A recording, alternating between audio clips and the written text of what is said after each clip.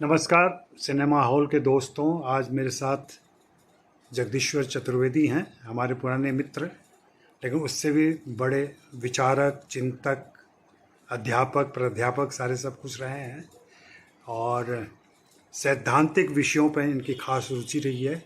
और मैं आपको बताऊं कि ये फिल्मों के बहुत बड़े मुरीद भी रहे हैं।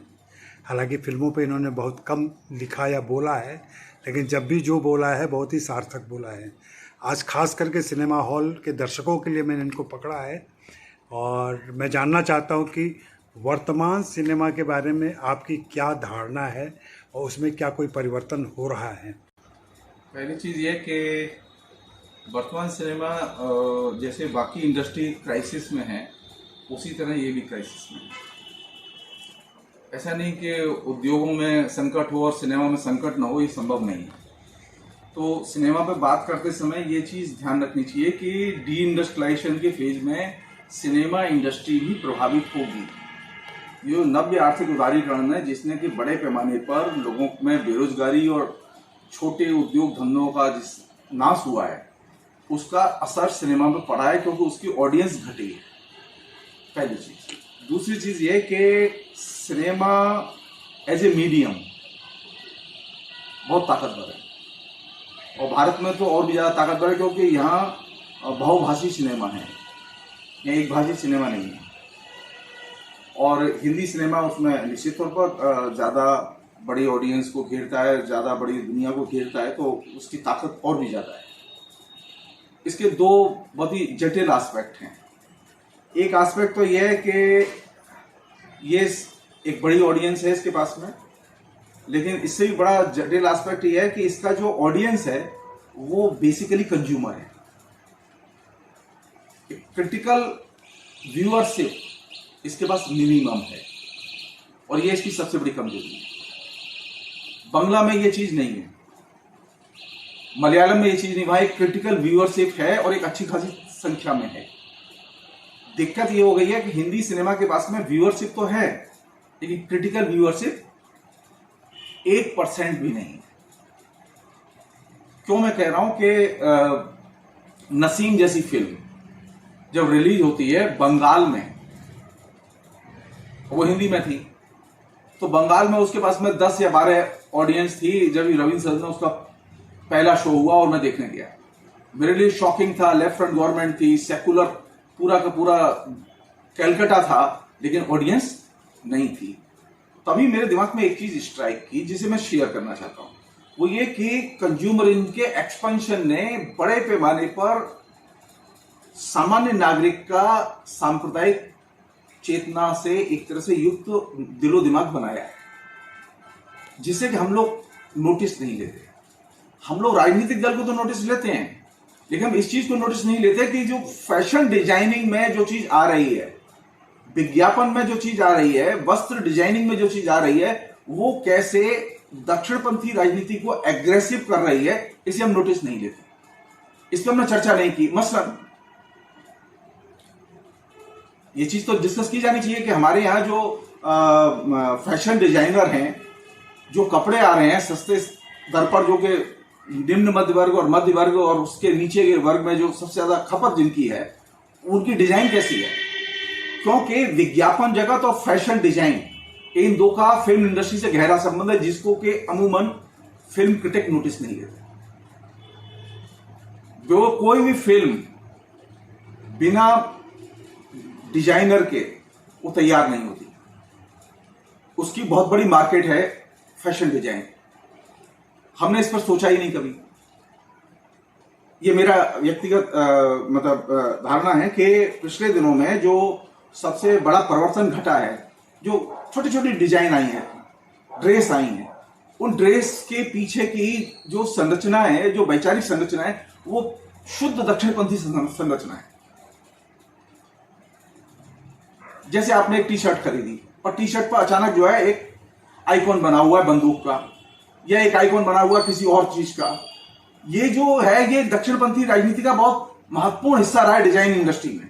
और ये सस्ती दर की जो टी शर्ट आई, ये मास स्केल पर बिकी है। तो ये जो पिछले 1990-91 के बाद में मास स्केल पर जो नई जो फैशन मध्य वर्ग और निम्न मध्य वर्ग के बीच में जो प्रचलन में आई वस्त्रों की खास तौर पर, वो उसने क्या किया कि एक मनोदशा तैयार की जिसे हम लोग दक्षिणपंथी राजनीतिक मनोदशा कहते हैं। उसने सेकुलर दर्शक की एक तरह से हत्या कर दी, और यही वजह है कि आज सेकुलर फिल्म मार्केट में रिलीज करना, उसके लिए वितरक खोजना, उसके लिए दर्शक खोजना सबसे मुश्किल काम है। हमारे फिल्म तो है, ये जैसे कहें कि यांत्रिक समझ होगी कि हम ये कहें कि फिल्म जो है, हिंदी सिनेमा जो है वो धर्मनिरपेक्षीकरण करता है।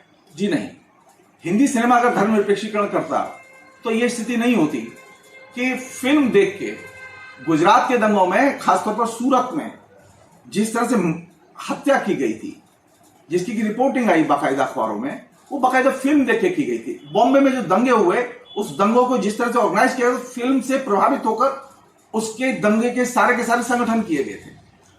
इसका मतलब ये कोई चीज ऐसी है जो कि फिल्म के बाहर है, जिसे हम नोटिस नहीं ले रहे और फिल्म के ऊपर मर रहे हैं खाली। मैं जो चीज पहली चीज जो मुझे चिंता की चीज है कि हमारे यहां इतने बड़े पैमाने पर गैर सेकुलर दर्शक नहीं था। आज बड़े पैमाने पर गैर सेकुलर दर्शक है। ये प्रक्रिया कब से शुरू हुई? ये प्रक्रिया शुरू हुई असल में 1990-91 के बाद से, और इसमें सबसे बड़ी भूमिका है फैशन डिजाइनर इंडस्ट्री की, और दूसरी बड़ी भूमिका है विज्ञापन इंडस्ट्री की।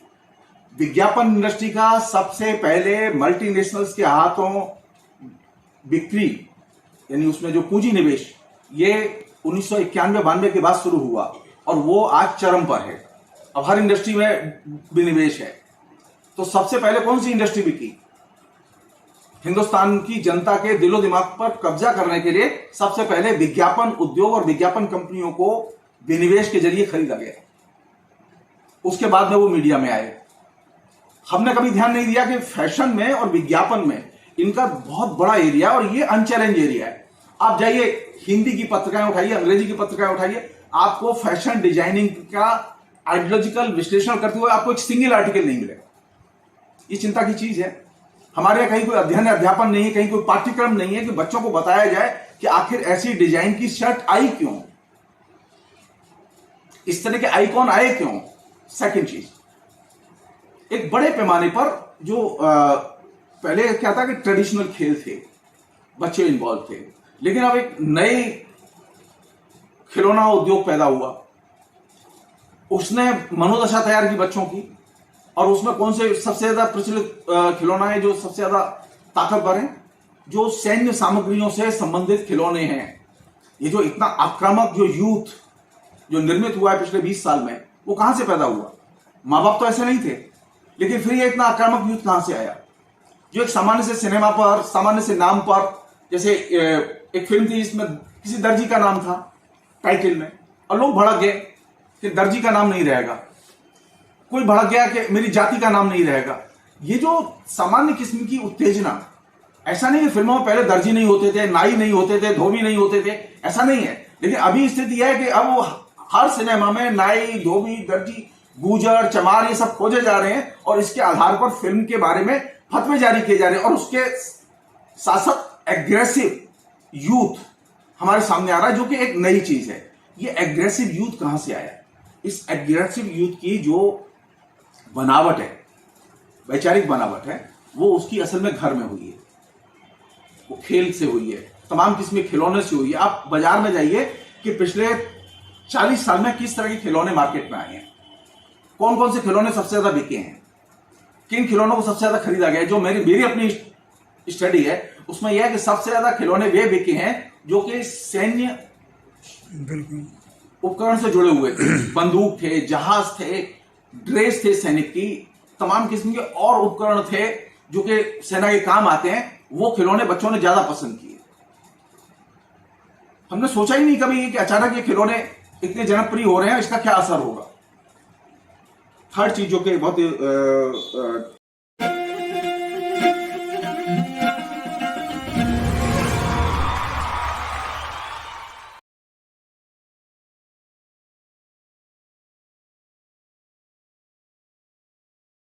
चिंता की चीज है वो ये कि स्टेट का इंटरवेंशन इस तरह का नहीं था।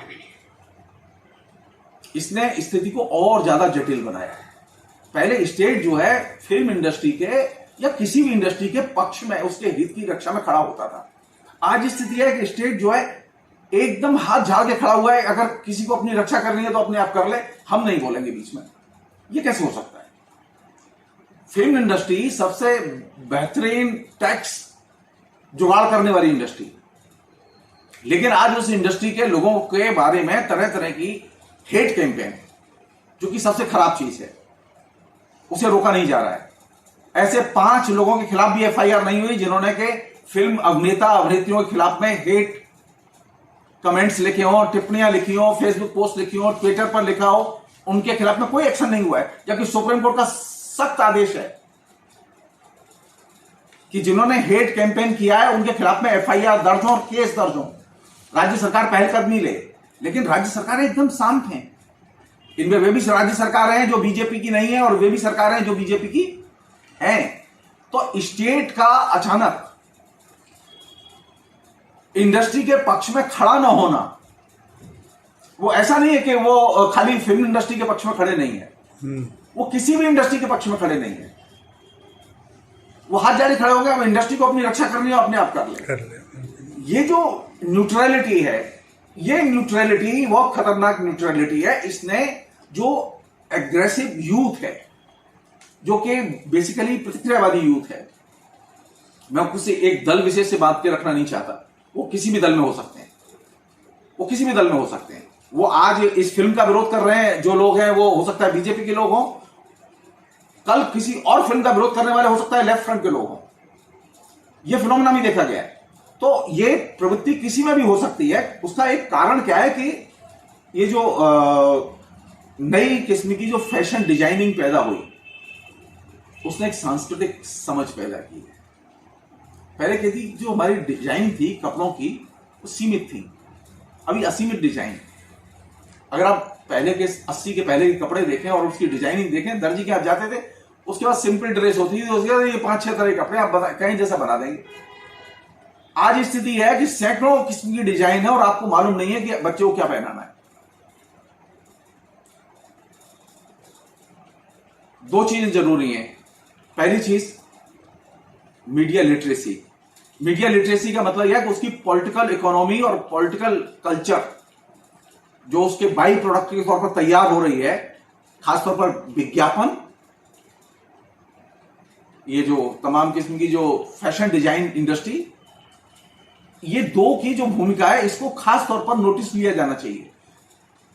अमिताभ बच्चन हो या शाहरुख खान हो, चाहे सलमान खान हो, इनकी एक्टिंग का वो असर नहीं होता जो डिजाइन का असर होता है, जो वो कपड़ा पहनते हैं। लोगों ने पूछा, सर्वे हुए हैं ये, लोगों ने दर्शकों से पूछा, स्त्रियों से पूछा, आप फिल्म देखने जाती हैं तो क्या देखती हैं उसमें? स्त्रियों ने साफ कहा, हम ये देखते हैं कि किस तरह की डिजाइन के कपड़े पहने हैं स्त्री ने। ठीक वही चीज लड़कों में देखी गई। एक कोई खास तरह का कट, बाल का कट का आया और वो 3 दिन के अंदर आपको मालूम पड़ा कि अचानक लोअर मिडिल क्लास और उसके नीचे एक क्लास में एकदम मास स्केल पर हेयर कटिंग वैसी आ गई। ये जो मास स्केल पर जो अनुकरण की जो प्रक्रिया है इसकी, ये इसकी ताकत को दर्शाती है इस फिल्म इंडस्ट्री को।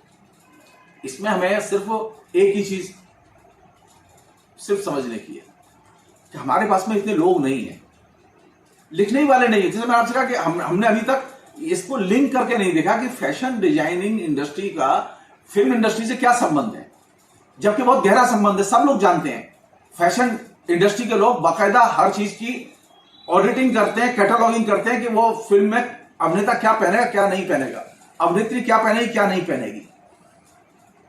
अगर मान लो, फर्ज करो जो रामायण की सीता थी, उसे तो साड़ी में नहीं होना चाहिए था। न वाल्मीकि रामायण में है, न राम तुलसीदास की रामायण में है। उसे तो किसी और वल्गर वस्त्र में होना चाहिए था और किसी और वस्त्र में होना चाहिए था। लेकिन जो डिजाइनर साड़ी आई उसकी, वो डिजाइनर साड़ी हिट कर गई। ठीक वही चीज जो द्रौपदी की डिजाइनर साड़ी आई, वो डिजाइनर साड़ी मार्केट में हिट कर गई। इसका मतलब डिजाइनर जो इंडस्ट्री है, जो फैशन से जुड़ी हुई है, उस इंडस्ट्री का जो आइडियोलॉजिकल जो पूरा का पूरा इंपैक्ट है, उस इंपैक्ट का अध्ययन तो किया जाना चाहिए। एक आखिरी चीज फिलहाल वो ये कि 2014 के बाद एक डेवलपमेंट तो हुआ है। वैसे डेवलपमेंट थोड़ा सा पुराना है, लेकिन 2014 के बाद एक डेवलपमेंट हुआ है ये कि फिल्म इंडस्ट्री के प्रति एक ये जो स्टीरियोटाइप कैंपेन हुआ ना कि ये सेक्युलर इंडस्ट्री है और ये सेक्युलराइजेशन करती है, तो जो एंटी सेक्युलर फोर्सेस हैं उनको लगता है कि इस पर अटैक करना चाहिए। मैं विनम्रता से कहना चाहता हूं कि फिल्म इंडस्ट्री सेक्युलर इंडस्ट्री नहीं है, वो एक सिर्फ फिल्म इंडस्ट्री है, इंटरटेनमेंट इंडस्ट्री है। आप जो ही इसे लेबल करेंगे, आप उसको मौका देंगे जो एंटी सेक्युलर है। और ये जो कैंपेन हमारे जो सोकल प्रगतिशील लोगों ने किया कि ये सेक्युलर इंडस्ट्री है, अरे सेक्युलर इंडस्ट्री होती तो उसकी यही दशा होती कि दर्शक न होते वामपंथ के राज्य में। नसीम फिल्म क्लासिक फिल्म है, उसके लिए दर्शक नहीं मिले। ये मैं जानबूझ के कह रहा हूं, वो बाबरी मस्जिद विध्वंस के बाद उसकी पृष्ठभूमि पर बनाई गई फिल्म थी। क्यों? कोई तो वजह होगी। अरे लेफ्ट फ्रंट के ही लोग ही कार्यकर्ता ही देखने के लिए चले जाते, वो भी नहीं गए। बीजेपी के लोग नहीं गए तो समझ में आई, बीजेपी के फॉलोअर नहीं गए समझ में आई। लेकिन जिस समय लेफ्ट फ्रंट को 2/3 बहुमत मिल रहा था, उस समय अगर 10 दर्शक रविंद्र सदन में मौजूद हैं तो इसका मतलब कोई चीज बहुत सीरियस घट रही है जो हमारी अभी पकड़ के बाहर है। अंत में मैं सिर्फ एक बात कहना चाहता हूं, ये जो विचारधारा की जो प्रक्रिया है ना, वो हमारी व्यक्ति की पकड़ के बाहर ऑपरेट करती है, वो व्यक्ति की पकड़ में नहीं आती है हमेशा। फिल्म इंडस्ट्री एक साथ कई काम करती है। हिंदी जो सिनेमा है एक साथ कई काम करता है। उसमें रेमंड विलियम्स के अगर शब्द उधार ले कहूं तो उसमें सबसे बड़ा काम क्या करता है? वो नई किस्म की आदतें पैदा करने का काम करता है। और ये काम डेफिनेटली पॉजिटिव ढंग से उसने किया। और ये एक बड़ा कंट्रीब्यूशन है कि नए किस्म की आधुनिक समाज की आदतें, संस्कार, एटिकेट ये कैसे पैदा किए जाएं, ये निर्मित करने में उसकी बहुत बड़ी भूमिका है। और ये भूमिका हम डिस्कस नहीं कर रहे हैं। हम डिस्कस क्या कर रहे हैं? सेक्युलरिज्म डिस्कस कर रहे हैं। जाहिर है सेक्युलरिज्म डिस्कस कर रहे हैं तो एंटी सेक्युलर फोर्स है आपके ऊपर अटैक करेंगी। नई चीज कौन सी आई फिल्म आने के बाद में? जब से आपके यहां फिल्म इंडस्ट्री आई है, आपके यहां पहले टेबल नहीं थी, टेबल कुर्सी नहीं थी, टेबल कुर्सी पर खाते नहीं थे, आप जमीन पर बैठ के खाते थे। आपके यहां जब से फिल्म आई है तो उसके बाद में आपकी सारी की सारी ड्राइंग रूम की डिजाइन बदल गई, रसोई घर की डिजाइन बदल गई, आपकी बैठने की स्टाइल बदल गई, आपकी बोलने की स्टाइल बदल गई, आपकी खाने की स्टाइल बदल गई। ये जो आदतों में जो चेंज है, जो कि बहुत महत्वपूर्ण चेंज है, और ये आधुनिकीकरण की प्रक्रिया का बहुत महत्वपूर्ण हिस्सा है। इसमें वे लोग भी शामिल हैं जो कि सेकुलर नहीं है, वे लोग भी शामिल हैं जो कि सेकुलर हैं। ये जो मॉडर्नाइजेशन है, ये मॉडर्नाइजेशन कायदे से डिस्कस किया जाना चाहिए। हिंदी सिनेमा मॉडर्नाइजेशन का एक बहुत महत्वपूर्ण इंस्ट्रूमेंट है। और उसका एक छोटा सा लेकिन बहुत महत्वपूर्ण साइड इफेक्ट वो ये कि सिनेमा देख के जब आप निकलते हैं तो आप बोले बिना नहीं रहते। आप टीवी देख के निकलेंगे, आप बातचीत नहीं करते, लेकिन सिनेमा देख के निकलेंगे तो आपको खराब बनी भाई फिल्म, एक्टिंग अच्छी नहीं हुई, नहीं कहानी बहुत अच्छी थी, वगैरह वगैरह। यानी सिनेमा की जो सबसे सुंदर चीज है वो यह कि वह संवाद को जनरेट करती है।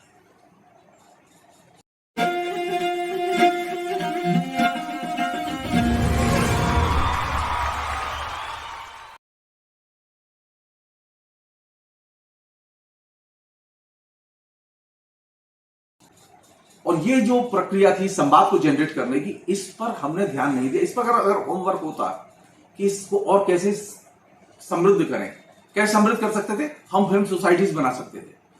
तो आपने क्या किया कि आपने हिंदी भाषी क्षेत्र में कहीं फिल्म सोसाइटीज बनाई ही नहीं।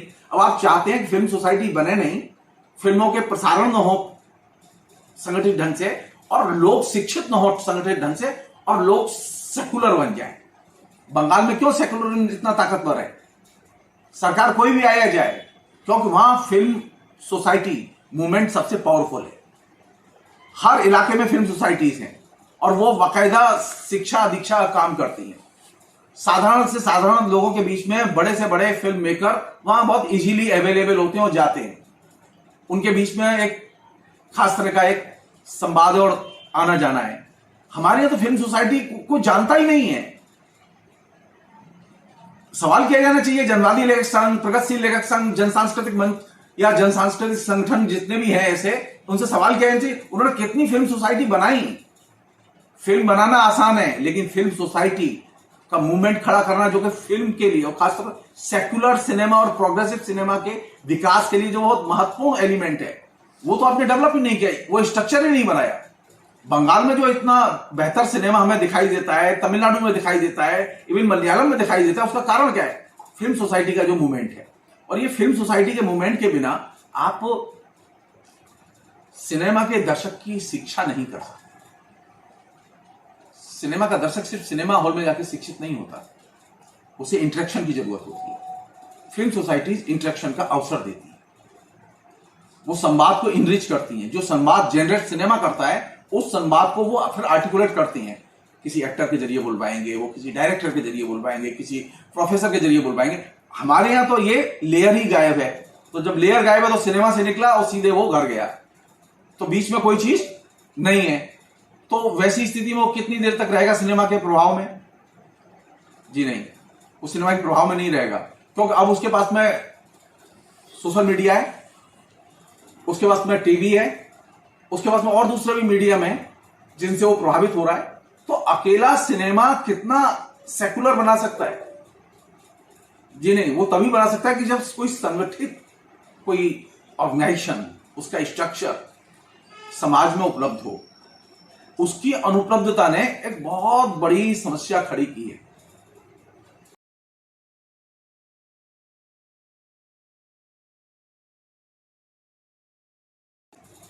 एक और चीज सोचने लायक है हाल ही, हिंदी का सिनेमा बॉम्बे में क्यों पैदा हुआ?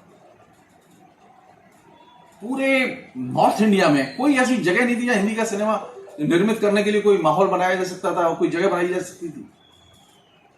कोई तो हिस्टोरिकल वजह रही होगी जिसकी वजह से बॉम्बे में चला गया वो। ये चिंता की चीज नहीं है, ये कभी किसी के दिमाग में नहीं आई ये चीज कि बॉम्बे में ही हिंदी का सिनेमा क्यों विकसित हुआ, कलकत्ते में ही हिंदी का प्रेस क्यों विकसित हुआ, बनारस में क्यों नहीं हुआ? शुरुआत हुई कलकत्ते से प्रेस की, सिनेमा की शुरुआत हुई बॉम्बे से। कमाल है, आधुनिक काल में दाखिल हो रहे हैं दो बड़े मीडियम, सिनेमा और अखबार, कहां शुरू हो रहे हैं? गैर हिंदी भाषी क्षेत्र में। क्यों? फिर मैं रिपीट कर रहा हूं, ये जो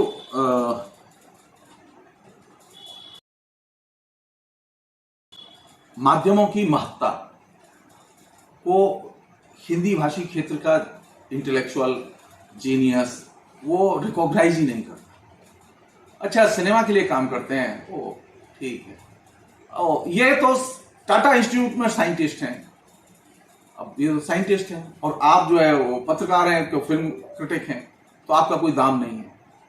ये जो हे करके देखना, मीडियम में काम करने वालों को छोटा करके देखना, ये जो एटीट्यूड है, इसने बहुत बड़ी ओपिनियन बनाने में मदद की है कि सिनेमा तो नाचने गाने वालों का खेल है, ये गंभीर लोगों का खेल नहीं है। ये जो एटीट्यूड है, ये एटीट्यूड गलत है, ये एटीट्यूड गलत है। कारण क्या है? ये भी एक कला रूप है। इसमें और भी क्षेत्र हैं जो कि इसमें एक साथ अपनी अंतरक्रियाएं करते हैं, जिन पर कि हमने कभी ध्यान नहीं दिया। जैसे मैंने कहा, विज्ञापन है, उसमें फैशन है, उसमें अभिनय है, उसमें और भी चीजें हैं। और सबसे बड़ी चीज कौन सी है? उसमें कैमरा है। कितने लोग हैं हमारे यहां जो फिल्म इंडस्ट्री पे लिखते हैं और कैमरे के एंगल से वाकिफ हो? हम लोग जानते ही नहीं है कि जो करीब से फोटो लिया गया है और जो दूर से एंगल से फोटो लिया गया उसका मीनिंग क्या है, क्योंकि हमारे यहां कोई पढ़ाई लिखाई नहीं है। हम सिर्फ अंतर्वस्तु से अंतर्वस्तु की समीक्षा करते हैं, और अंतर्वस्तु से अंतर्वस्तु की समीक्षा फिल्म समीक्षा नहीं होती। फिल्म समीक्षा तब होती है जब आप उसके कैमरे और कैमरे के शिल्प को जानते हो। हमारे यहां जो ड्रॉबैक है, कलकत्ते में ये नहीं है। बंगाल में ये चीज नहीं। बंगाल में लोग सिनेमा को बाकायदा मीडियम की तरह देखते हैं। वहां एक कहानी के मीडियम की तरह नहीं देखते, अंतर्वस्तु की तरह नहीं उसकी चर्चा होती। ये हमारे यहाँ जो समस्या आ रही है वो क्यों आ रही है इतनी? हम अंतर्वस्तु से ही खुश हो जाते हैं, किसकी अंतर्वस्तु ऐसी है, हम उसी में सिर्फ खुश हो लेते हैं। हमें ये मालूम ही नहीं कि उसमें खेल तो असल कैमरे का है, तो कैमरा सबसे बड़ा मीडियम है उसका।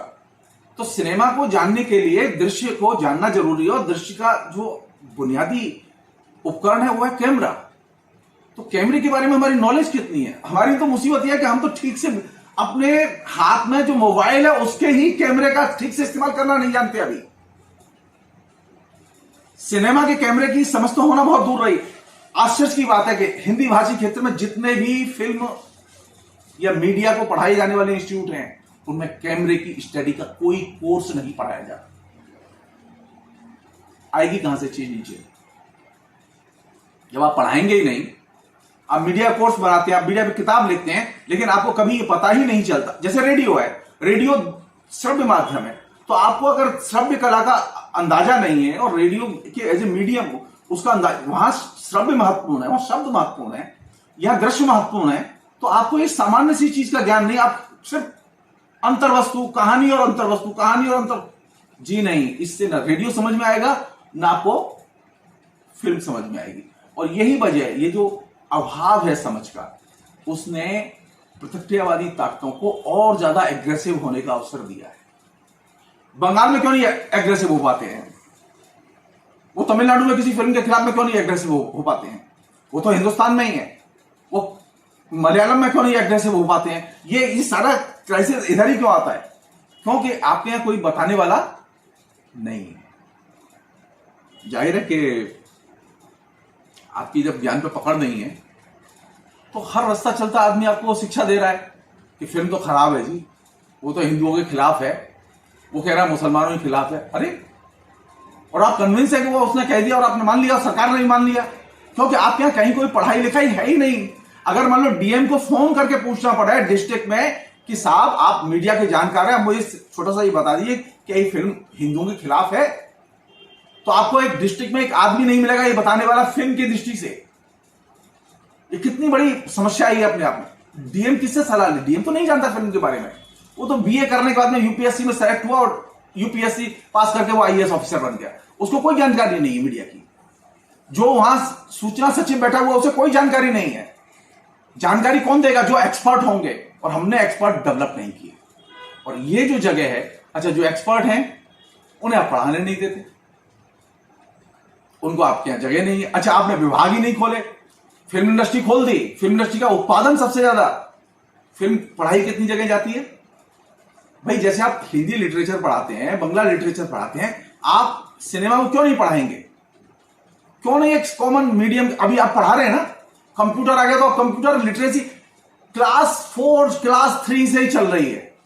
वाह, कमाल है। लेकिन फिल्म लिटरेसी क्यों नहीं होगी? क्यों नहीं होगी? लेकिन इस पर बात नहीं कर रहे लोग, सवाल नहीं कर रहे। मेरा मानना यह है कि फिल्म मीडियम सबसे पावरफुल मीडियम है, तो उसकी लिटरेसी सबसे पहले होनी चाहिए थी, जो कि आपके यहां शुरू ही नहीं हुई। आप तो एमए तक नहीं पढ़ाते। मैं अपनी ही बता रहा हूं गलती। मैंने इतनी किताबें लिखी, लेकिन मैं सिनेमा किताब ही नहीं लिख पाया। क्यों? क्योंकि अब मुझे लगता है कि यार मैं किसके लिए लिखूंगा, मैं कौन पढ़ेगा? ये चीज समझने की कि ये जो एक वैक्यूम पैदा हुआ है ज्ञान का, कि सिनेमा को हम प्रॉपरली देखने का हमारे पास में न तो सैद्धांतिक कोई उपकरण है, न सैद्धांतिक दृष्टिकोण है, और न लोग हैं। तो वैसी स्थिति में जाहिर है कि हर गुंडा चला आ रहा है, वो हमें सिनेमा के बारे में ज्ञान दे रहा है। दिक्कत यहां हो गई है, अब हर गुंडा एक्सपर्ट है सिनेमा का, क्योंकि सिनेमा के एक्सपर्ट अवेलेबल नहीं है। यह चीज आपको सूरदास के संदर्भ में समझ में आएगी। सूरदास पर आपको बोलने के लिए 36 हिंदी के टीचर मिल जाएंगे, तुलसी पर बोलने के लिए 10 टीचर मिल जाएंगे, लेकिन सिनेमा पर बोलने के लिए आपको 2 लोग नहीं मिलेंगे। पूरे हिंदी भाषी क्षेत्र में 2 लोग नहीं मिलेंगे। ये रियलिटी है। और यही वजह है कि जो सिनेमा विरोधी ताकतें हैं वो पहले भी थी, पहले वो हाशिए पर थी, अभी वो सेंटर में है। बहुत बहुत धन्यवाद जगदीश्वर। आपने बहुत सारी बातें संक्षेप में और बहुत स्पष्ट तरीके से रखी।